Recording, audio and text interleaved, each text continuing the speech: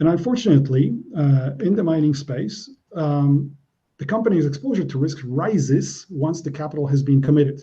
And so in an advanced development stage, you're certainly familiar with the non-red part of this graph, the curve that illustrates value fluctuation of a typical mining project, and it proceeds through different studies to production.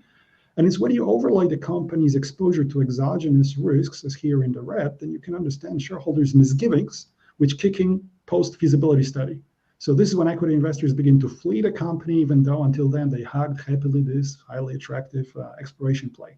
And this is because, unlike in other sectors, where it's possible, at least in theory, to relocate your long-term assets or your IP, the natural resources, the investments are basically hostages of a given location, meaning that capital commitment and risk exposure are strongly relatively positively correlated in this industry, and value drops because risk exposure continues to rise with capital expenditure way ahead of the actual value generation.